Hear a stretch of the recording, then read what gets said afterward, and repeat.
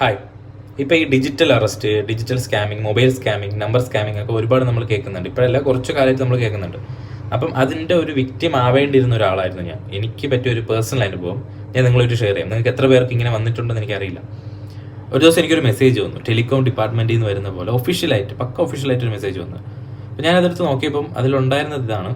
അതായത് എൻ്റെ mobile number, എൻ്റെ പേരെല്ലാം എഴുതിയിട്ട് എൻ്റെ പേരിലുള്ള എല്ലാ മൊബൈൽ നമ്പറും വിത്തിൻ 1 hour റദ്ദ് ചെയ്യും. അതായത് അവർ ക്യാൻസൽ ചെയ്യും. കാരണം എൻ്റെ അക്കൗണ്ട് വഴി അല്ലെങ്കിൽ എൻ്റെ മൊബൈൽ നമ്പർ വഴി എന്തോ ഇല്ലീഗൽ ആക്ടിവിറ്റീസ് കണ്ടുപിടിച്ചിട്ടുണ്ട്, എനിക്കെതിരെ കംപ്ലയിൻറ്റ് വന്നിട്ടുണ്ട് എന്ന് പറഞ്ഞാണ് വന്നത്. ഞാൻ ശരിക്കും പേടിച്ചിട്ട് അപ്പോൾ അതിൽ തന്നെ അവർ നമ്പർ ഇട്ടിട്ടുണ്ടായിരുന്നു, അവരുടെ ഹയർ ഒഫീഷ്യലുമായിട്ട് സംസാരിക്കാൻ വേണ്ടി ഈ നമ്പറിൽ കോൺടാക്ട് ചെയ്യാം. അങ്ങനെ ഞാൻ നമ്പറിൽ വിളിച്ചപ്പോൾ കസ്റ്റമർ കെയർ, അതായത് ഈ കമ്പ്യൂട്ടർ കോളൊക്കെ എടുക്കത്തില്ല, അതുപോലെയാണ് കോൾ അറ്റൻഡ് ആയത്. അപ്പോൾ നമ്പർ 2 പ്രസ് ചെയ്ത് ഹയർ ഒഫീഷ്യലായിട്ട് സംസാരിക്കാമെന്നു ഞാൻ പ്രസ് ചെയ്തു, സംസാരിച്ചു. അയാൾ ഭയങ്കര പക്ക പ്രൊഫഷണലായിട്ട് സംസാരിച്ച് എൻ്റെ നമ്പർ ഇങ്ങോട്ട് പറഞ്ഞു, എൻ്റെ പേര് ഇങ്ങോട്ട് പറഞ്ഞു. എൻ്റെ പേരിൽ ഇന്ന ഡേറ്റിൽ, അതായത് ഏതൊരു 28-ന് ഞാൻ മുംബൈയിൽ പോയിട്ടുണ്ടോ എന്ന് ചോദിച്ചു. ഞാൻ പോയിട്ടില്ല എന്ന് പറഞ്ഞു. പക്ഷേ അന്നാണ് എൻ്റെ നമ്പറിൽ അവിടെ സ്കാം നടന്നേക്കുന്നത്. അപ്പം ഞാൻ അവിടെ വന്നതായിട്ട് തെളിവുണ്ട്. അപ്പോൾ അതുകൊണ്ട് എനിക്കെതിരെ ആരോ കേസ് കൊടുത്തിട്ടുണ്ട്. അപ്പോൾ ആ കേസ് മുംബൈയിലുള്ള ഏതോ ഒരു പോലീസ് സ്റ്റേഷനിൽ ഫയൽ ചെയ്തിട്ടുണ്ട്, FIR ഇട്ടിട്ടുണ്ടെന്ന് പറഞ്ഞു. അപ്പം ഞാൻ ശരിക്കും പേടിച്ചു. അപ്പം ഞാൻ ഇല്ല, ഞാൻ അങ്ങനെ ഒരു സംഭവം ഉണ്ടായിട്ടില്ല. അപ്പോൾ പറഞ്ഞു പുള്ളി, അപ്പം എന്നെ ഭയങ്കര സപ്പോർട്ട് ചെയ്തിട്ട്, ഓക്കെ സാർ, എനിക്ക് മനസ്സിലായി.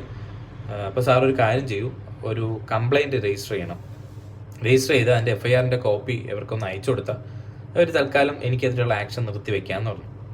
അപ്പോഴും ഞാൻ വിശ്വസിച്ചു. ഞാൻ പറഞ്ഞു ഓക്കെ. അപ്പോൾ ഞാൻ ഇവിടുത്തെ സ്റ്റേഷനിലോ സൈബർ സെല്ലിലോ പോയി കംപ്ലയിൻറ്റ് രജിസ്റ്റർ ചെയ്യാം. അപ്പോൾ അയാൾ ഇല്ല, പറ്റില്ല, ഇവിടെ പറ്റില്ല, ഞാൻ അങ്ങ് മുംബൈ തന്നെ പോകണം. അവിടെ പോയി എനിക്കെതിരെയുള്ള കേസ് ഫയൽ ചെയ്ത സ്റ്റേഷനിൽ തന്നെ ഞാൻ പോയി ഇത് രജിസ്റ്റർ ചെയ്യണമെന്ന് പറഞ്ഞു. അപ്പോൾ എനിക്ക് ഡൗട്ട് അടിച്ചു. ഞാൻ പറഞ്ഞില്ല, കുഴപ്പമില്ല, ഞാൻ ഇവിടെ പോയി സംസാരിച്ചിട്ട് ഇവിടുത്തെ എൻ്റെ സ്റ്റേഷൻ ലിമിറ്റിൽ ഞാൻ സംസാരിച്ചിട്ട് നോക്കാമെന്ന് പറഞ്ഞു. ഇല്ല സാർ, അല്ലെങ്കിൽ വിത്തിൻ എത്ര സമയം കൊണ്ട് എൻ്റെ അക്കൗണ്ട് സസ്പെൻഡ് ചെയ്യും, എന്നെ ഡിജിറ്റൽ അറസ്റ്റ് ചെയ്യും എന്നൊക്കെ പറഞ്ഞു. അപ്പോൾ എനിക്കൊരു ഡൗട്ട് അടിച്ചു. കാരണം ഈ ഡിജിറ്റൽ അറസ്റ്റ് എന്ന് പറഞ്ഞാൽ വാക്കുപോലും ഞാൻ ഇതിനു മുമ്പ് കേട്ടിട്ടില്ല, സത്യം പറഞ്ഞു. എന്നിട്ട് ഞാൻ പറഞ്ഞു ഓക്കെ, നോക്കാം. ഞാൻ എൻ്റെ ഫ്രണ്ട്സും എൻ്റെ ബ്രദറും സൈബർ സെല്ലിലാണ് വർക്ക് ചെയ്യുന്നത്. അപ്പോൾ ഞാൻ അവരുമായിട്ട് ഡിസ്കസ് ചെയ്തിട്ട് ഞാൻ അങ്ങ് വരാമെന്ന് പറഞ്ഞു. അവരുമായിട്ട് അങ്ങ് വരാമെന്ന് പറഞ്ഞതും പുള്ളി ഇല്ല, പറ്റില്ല എന്ന് പറഞ്ഞു. പുള്ളി എനിക്കൊരു ഫേവർ ചെയ്ത് തന്നത്, പുള്ളി ഒരു ലിങ്ക് അയച്ചു തരാം, അതായത് അവരുടെ ഒഫീഷ്യൽ ലിങ്ക് അയച്ചു തരാം. ഞാൻ അതിൽ കയറി രജിസ്റ്റർ ചെയ്ത് എൻ്റെ അക്കൗണ്ട് നമ്പർ, എൻ്റെ പാൻ നമ്പർ, എൻ്റെ ബാക്കിയുള്ള ബാങ്ക് ഡീറ്റെയിൽസ് എല്ലാം അപ്ലോഡ് ചെയ്ത് കംപ്ലയിൻറ്റ് രജിസ്റ്റർ ചെയ്യാമെന്നുള്ളൊരു ഫേവർ, അതായത് എനിക്കൊരു ഫേവർ അയാൾ ചെയ്തു. അപ്പോൾ എനിക്ക് മനസ്സിലായി പക്ക ഫ്രോഡാണ്. അപ്പോൾ ഞാൻ പറഞ്ഞു ഓക്കെ, കുഴപ്പമില്ല, സാറിൻ്റെ ഡീറ്റെയിൽസ് തരൂ, ഞാൻ സൈബർ സെല്ലുമായിട്ട് സംസാരിച്ചിട്ട് അങ്ങോട്ട് വന്നോളാം, കുഴപ്പമില്ല എന്ന് പറഞ്ഞത് ഫോൺ കട്ട് ചെയ്തു. അപ്പോൾ ആ ഒരു 5 മിനിറ്റിൽ എനിക്ക് പെട്ടെന്ന് ഇങ്ങനെ തോന്നിയില്ലായിരുന്നെങ്കിൽ ചിലപ്പം എന്നെ ഡിജിറ്റൽ അറസ്റ്റ് ചെയ്ത് എൻ്റെ ഡീറ്റെയിൽസ് എല്ലാം അവരെടുത്തേനെ.